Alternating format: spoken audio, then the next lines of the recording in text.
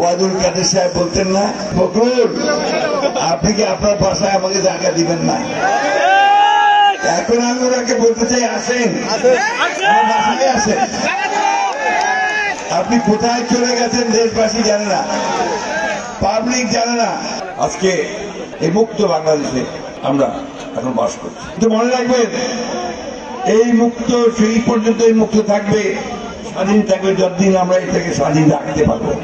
আমরা যদি এখন ওই রকম শুরু করি, আওয়ামী লীগের মতো শুরু করি, তাহলে কি আমরা টিকতে পারবো? একই রকম দশা হবে আমাদেরও, তাই না?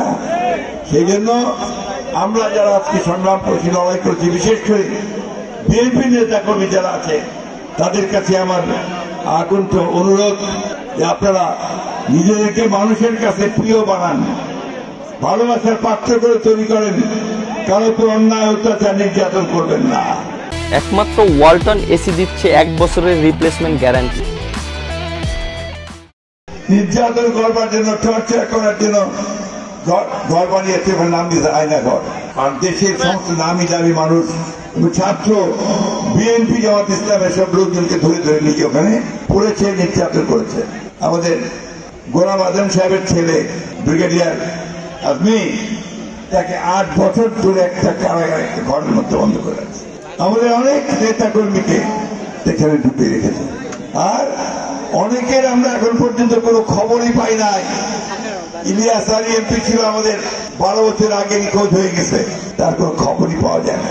তার স্ত্রী এবং কন্যা সন্তানরা জানে না যে তার কি তারা মৃত্যু দিবস পালন করবে, আল্লাহর কাছে দোয়া করবে মৃত হিসেবে, শহীদ হিসেবে, নাকি আল্লাহর কাছে দোয়া করে তাকে ফিরিয়ে দাও, কোনোটাই করতে পারছে না। তাই মেয়েটা বড় হয়েছে, এখন ও অপেক্ষা করে আছে কখন তার বাবা ফিরে আসবে, বাবা ফিরে আসে না।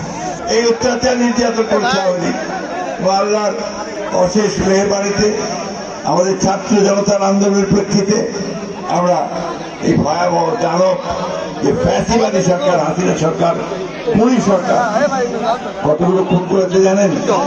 4-5 এই আন্দোলনের সময় খুন করেছে 2000 মানুষ। ছাত্র জনতাকে কারো হাত চলে গেছে, কারো পা চলে গেছে, কারো মাথার খুলি উড়ে গেছে, কলেজে পড়তো, স্কুলে পড়তো, ইউনিভার্সিটিতে পড়তো। বন্ধুগণ, এইসব মানুষকে সে খুন করেছে। আর একটা কথা বলি, যেটা খুব জরুরি কথা, আমাদের দেশে একটা বিরাট অংশ আছেন যারা সনাতনী ধর্মের মানুষ, তাই না? হিন্দু সম্প্রদায়ের মানুষ, তাই না? তারা তো আমাদের আমানত নাকি? আমরা হচ্ছি বৃহত্তর সংখ্যাগোষ্ঠী, আমাদের আমানত হচ্ছে এই সংখ্যালঘু সম্প্রদায়ের লোকেরা, তাই না? তাদেরকে রক্ষা করার দায়িত্ব কার? আমাদের।